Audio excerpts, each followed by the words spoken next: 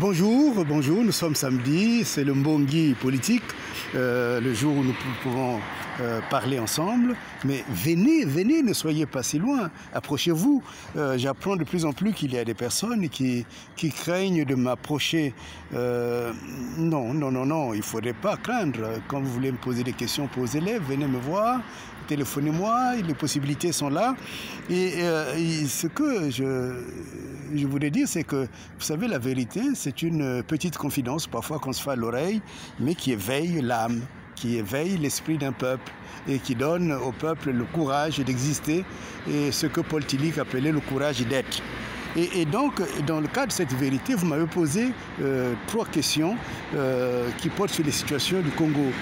Il semble que maintenant, il faudrait verser 100 000 francs pour qu'on puisse célébrer, faire une célébration funéraire à l'église et que ce montant ait été fixé par l'État. Absurdité énorme, parce que la Constitution, quoi qu'on en dise, elle existe, puisqu'elle a été prise à la fraude comme cela, mais elle existe. En tout cas, il est dit que le Congo est un État laïque. Et la laïcité induit une séparation de l'Église et de l'État.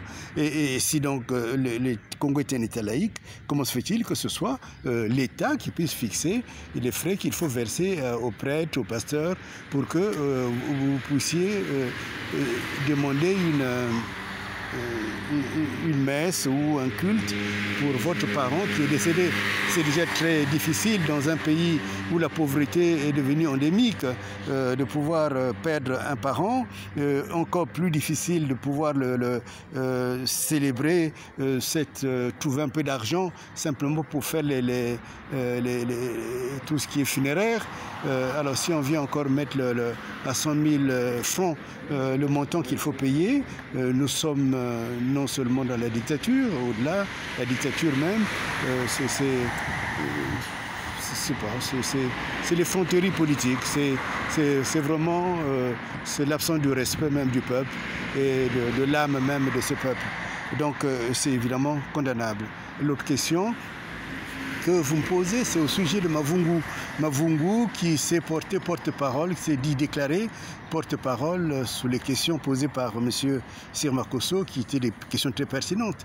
Et il se trouve que ce monsieur, qui se dit porte-parole de Mme Kolela, Lydie, que je respecte, disent qu'il était partout, non seulement ils se connaissent bien avec Madame Lydie Kolela, ça c'est son affaire, c'est leur affaire, mais en plus qu'il était partout, y compris au tarmac de l'avion, je dirais pratiquement peut-être même partout où on a soupçonné Monsieur Kolela Parfait avoir rencontré la mort.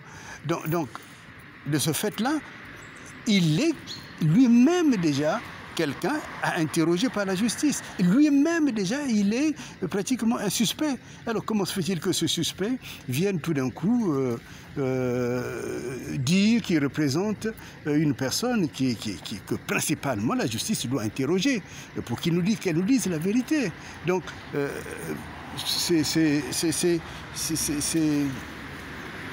peut-être il faudrait qu'il fasse attention.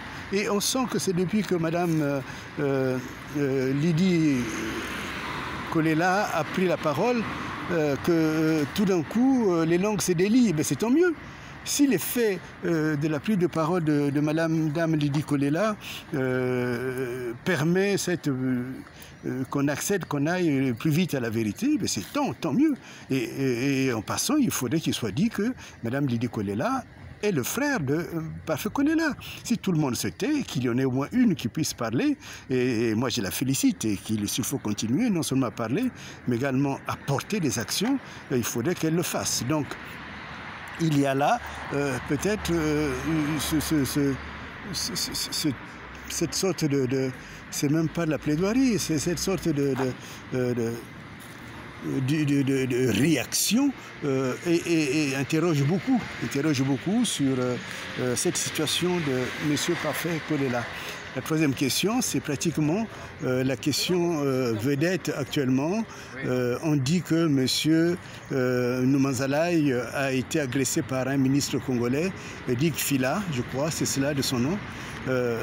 Tout de suite, j'avais écrit dans une réaction, j'ai dit que ce ministre qui est incapable de maîtriser ses nerfs ou de laisser ses gorilles, comme on dit souvent, défendre, qui se met en pugilat avec quelqu'un parce qu'il lui pose des questions, ne mérite rien d'autre que de démissionner. Et je le soutiens, je continue à le soutenir parce que les responsabilités impliquent un comportement, un état d'être. Donc on ne peut pas avoir et un titre et se comporter comme un salaud dans la rue. Mais cela étant dit, lorsqu'on regarde bien les questions qui avaient été posées par M. Makosso, on est obligé quand même de se poser des questions. M. Noumanzalaï se trouvait là, dans cet hôtel, et qu'est-ce qu'il faisait là? Il prenait de l'air.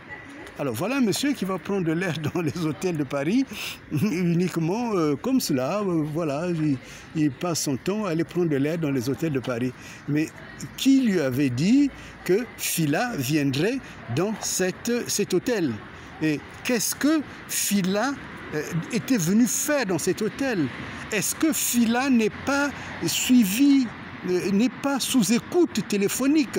Est-ce que, justement, n'avait-il pas un rendez-vous qui était un danger pour le pouvoir au Congo? Et c'est cela, je crois, les questions de fond. Ce monsieur qui vient prendre l'air, est-ce qu'il est venu prendre l'air parce qu'on lui a téléphoné pour dire « va là-bas, va voir, si Fila va arriver là ». C'est très probable. Et ce qui me paraît même le plus probable dans cette histoire. Donc, s'il est parti sous commande de quelqu'un, ou même sous télécommande de quelqu'un, cela pose des questions énormes, puisque la place que prend ce pasteur sur l'échiquier parisien est obligé de poser des questions. Et les questions que cela pose, en l'occurrence, c'est de dire... Bonjour. C'est de dire, vous voyez, c'est l'intérêt de ce samedi, on a des rencontres parfois étonnantes, un chien voulait venir à moi. Et donc, les questions que l'on est amené à se poser, est-ce que ce qu'il fait à Paris, est-ce qu'il le fait parce qu'on lui commande de le faire? Parce que le pouvoir lui téléphone pour qu'il puisse le faire, ou il le fait parce qu'il a sa conviction intérieure? Personne ne peut douter de sa conviction, mais cet événement est obligé, quand on est honnête et sincère, de poser des questions. Et donc, voilà, je crois que c'est un élément que je mets à votre méditation. Cela étant, ce samedi, comme nous sommes le jour où on avance un peu dans la compréhension du fonctionnement de l'espace politique du monde, il est obligé de vous parler de ce que j'appelle le chaos. Le Congo est un espace de chaos depuis 40 ans. Et ce qui est paradoxal, c'est que ce chaos appauvrit le peuple congolais, ceux qui sont à l'étranger comme ceux qui sont à l'intérieur, sauf ceux qui sont dans le système. Mais il enrichit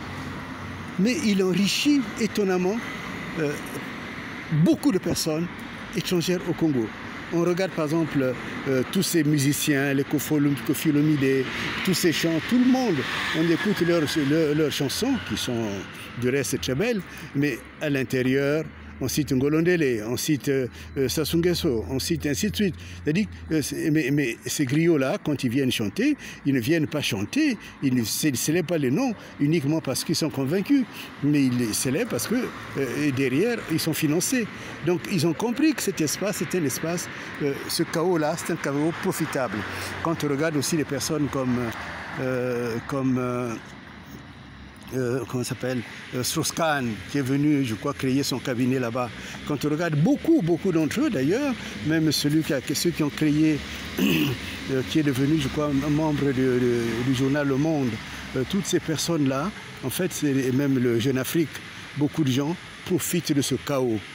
Mais les seuls qui n'en profitent pas, ce sont les Congolais. Et les Congolais, en fait, qu'est-ce qu'ils se disent? J'attends que Sassou meure, et que son système meurt, et puis j'irai investir au Congo, ou bien je vais créer des entreprises au Congo. Non. Non, non, non, c'est une absurdité, parce que c'est ce qui fait que vous allez rester pauvre. Et même si aujourd'hui Sassou mourait, comme les spéculations ont couru la rue, mais qu'est-ce que vous aurez pour venir investir? Quel argent vous aurez pour venir investir? Non, il faut que vous compreniez le mécanisme du chaos pour que, de beaucoup de manières, vous investissez l'espace d'enrichissement de ce chaos. Et c'est dans ce chaos-là que vous allez tirer une part, comme on dit, tirer les marrons du feu, tirer de l'argent, tirer des ressources qui vont permettre de vous investir ou d'investir dans le Congo, dans des lieux de prospérité. Voilà ce que je voulais vous dire, que le week-end vous soit profitable, à vous, mesdames, messieurs qui sont venus, mais aussi à vous qui m'écoutez. Je vous remercie pour votre fidélité. Comme disent les amis de la Côte d'Ivoire, nous sommes ensemble.